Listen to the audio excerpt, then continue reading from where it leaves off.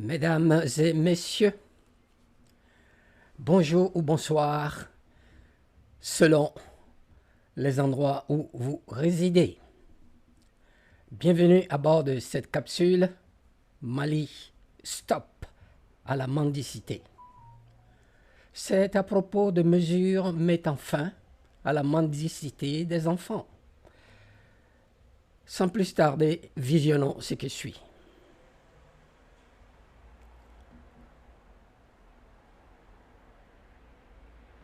Amadou dongo Amadou À peu près une minute an bɛ baara la et yan demie. an b'aw ye aw bɛ tɛmɛ sɔgɔmada fɛ wulada fɛ a bɛ tɛmɛ tuguni sufɛ tuguni a bɛ tila ka tɛmɛ aw bɛ taa mun de la yala yala sugu jumɛn wari ɲini i kunkolo wuli yan wari ɲini sugu jumɛn e bɛ wari ɲini ka mun kɛ wari la Les enfants sont dongo interviewés dongo par k'a ka pase ɲini dongo aw kelen kelen bɛ jɔ joli di dongo aw kelen o kelen bɛ jɔ joli di aw kelen kelen a bɛ na ni 50 ye les so interroge.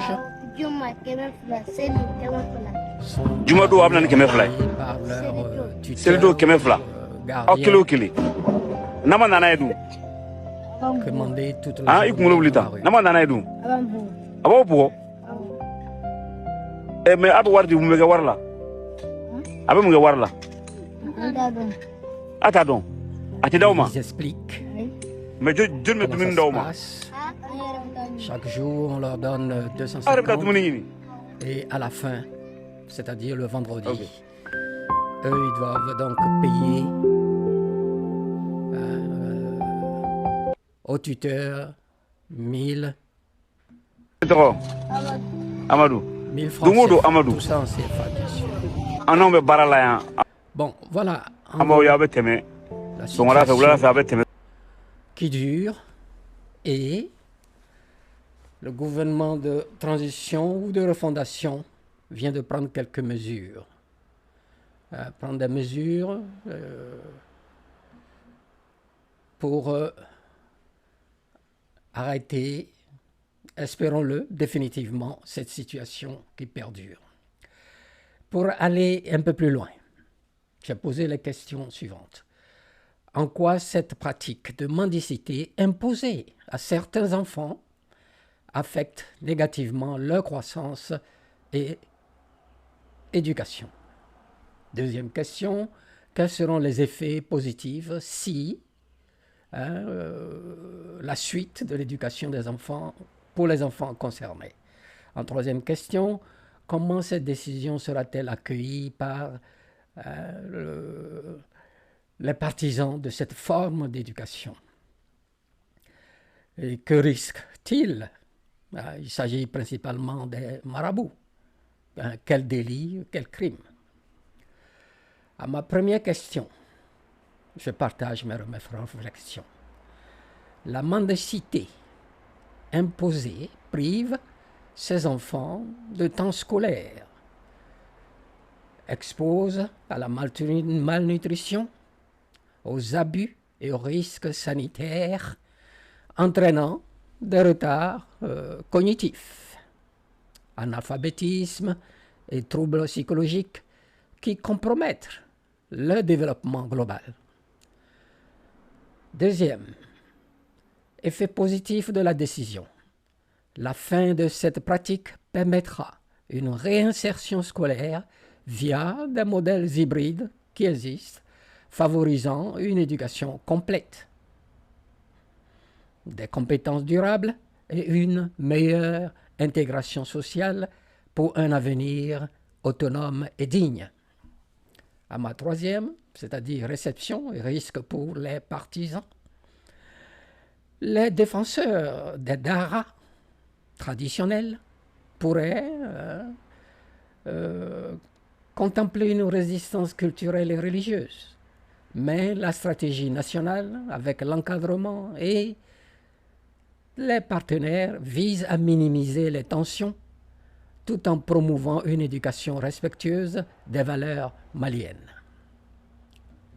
Et à pour ma dernière question, je repasse en première page.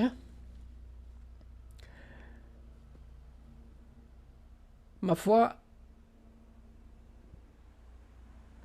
les risques juridiques pour les marabouts récalcitrants. Et le risque, les délits suivants: exploitation et traite d'enfants. Donc les marabouts risquent des poursuites pour exploitation économique des mineurs et traite d'enfants au titre du Code pénal malien et des conventions internationales ratifiées avec ou peine de prison et amende.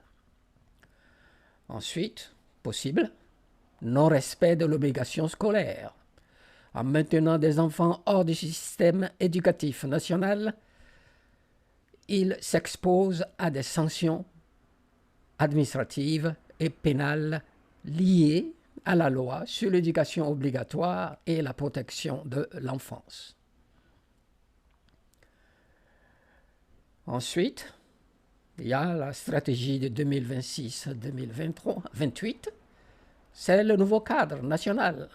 Prévoit un encadrement renforcé des DARA avec contrôle et mesures répressives en cas de mendicité forcée pouvant entraîner la fermeture d'établissements et des responsabilités pénales individuelles.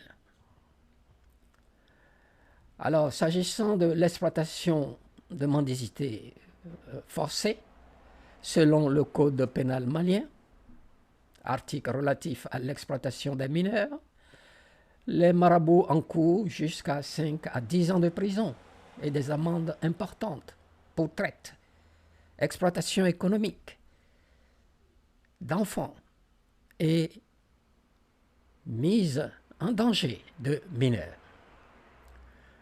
Ou encore atteinte à l'éducation obligatoire, non-respect des lois sur la scolarisation, expose à des peines correctionnelles, amende et emprisonnement, comme je le disais, jusqu'à 2 ans, ce qui n'est pas mal. Ainsi, cas de mesures administratives comme la fermeture des DARA, D-A-A-R-A-S, non conformes. Puis, ce cadre de 26 à 28, la stratégie nationale renforce les sanctions avec poursuite systématique en cas de récidive, incluant confiscation de biens issus de l'exploitation et interdiction d'exercer toute activité éducative. Chers internautes, les problèmes sociaux et de l'enfance, voire le travail des enfants auxquels sont confrontés nos États, sont énormes et innombrables. Les confronter et les résoudre en situation sécuritaire fragilisée les rendent plus difficiles. Alors, je ne peux que soutenir cette décision salutaire et la propager comme il se doit. Mesdames et messieurs, qu'en dites-vous? Partagez, s'il vous plaît, c'est important. Et merci de m'avoir suivi. À plus pour un autre dossier.